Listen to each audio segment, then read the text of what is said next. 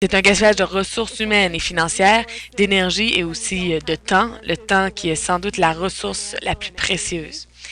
L'idée de l'utilité est intégrée au sein des standards internationaux d'évaluation de programmes, c'est-à-dire qu'une évaluation qui est considérée de qualité est à la fois rigoureuse, mais aussi utile.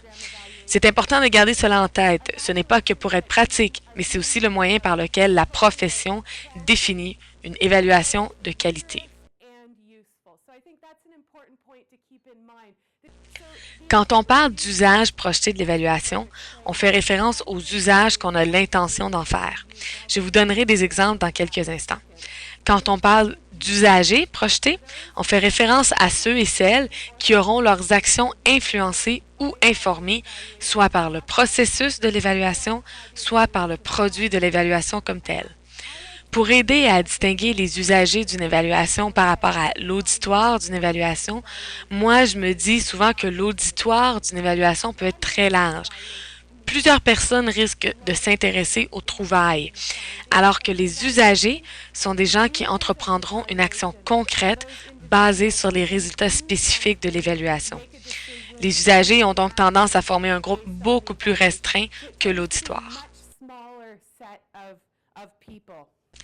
Tel que Chidley l'a souligné, l'évaluation axée sur l'usage ou UFE ne préconise aucun contenu en particulier, ni même de méthode, de type de données ou de théorie.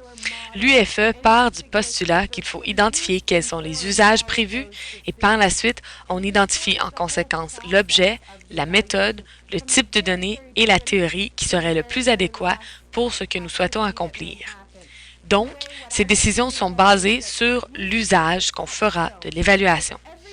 En fait, le processus au complet se fonde sur l'usage. Du début à la fin, l'usage est une référence tout au long du processus.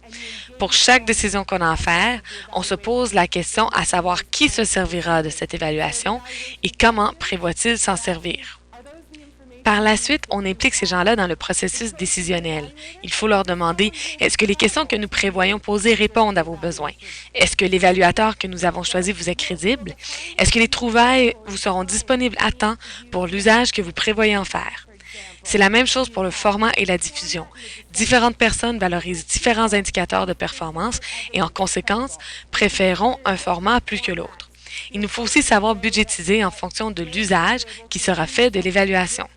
Nous sommes des facilitateurs en évaluation car nous nous impliquons avec les usagers dans le processus plutôt que de prétendre s'en exclure et rester objectifs.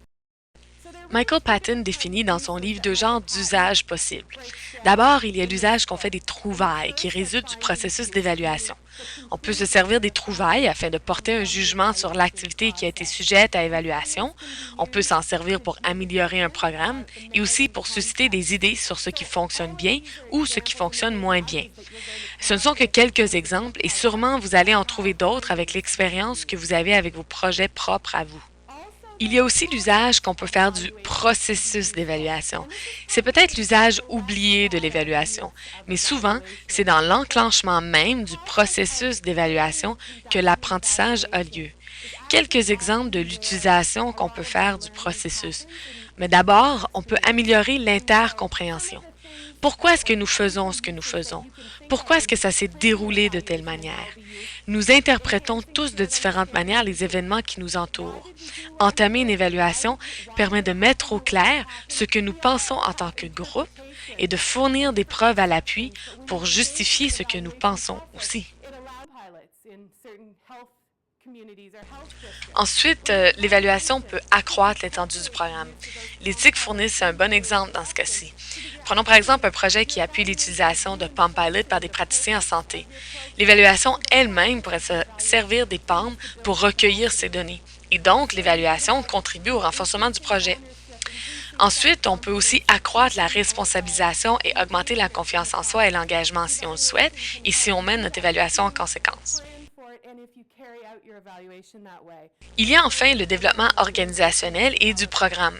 Nous croyons tous que nous savons apprendre naturellement, mais en fait, le plus qu'on se distancie de l'école, le plus qu'il nous faut réapprendre à apprendre.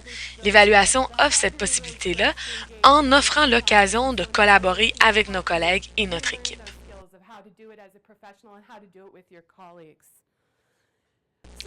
Voilà donc les grandes lignes. Tel que je le disais plus tôt, il y a beaucoup plus de chair à l'os et le livre offre énormément de conseils utiles et pratiques. Je voulais seulement vous présenter les principes fondamentaux.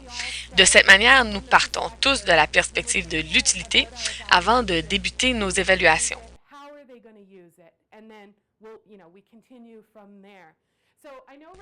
Donc, je sais que Ricardo vous avait envoyé des devoirs et peut-être, comme c'est mon cas, vous n'avez pas eu la chance de tous les compléter. Donc, nous allons vous donner quelques minutes pour vous permettre de définir ou de spécifier que sont les usages et qui sont les usagers de vos évaluations.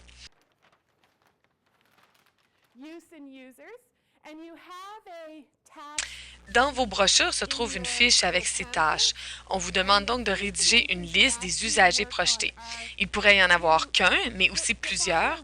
De rédiger une liste des usages projetés. J'ai indiqué la pagination si vous aimeriez consulter le livre à ce sujet. Et enfin, de travailler sur vos questions d'évaluation.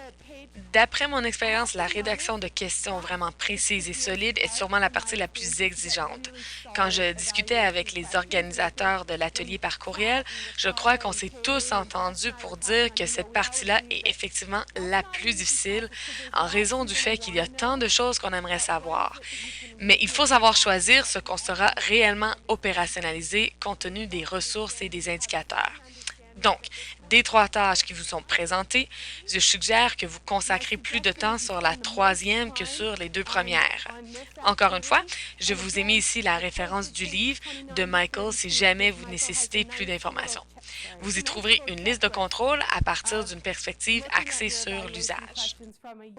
Lorsque vous aurez fini, on vous demandera soit d'afficher cette feuille-ci directement sur le mur, soit de copier ce que vous avez écrit sur une page du tableau et de l'afficher.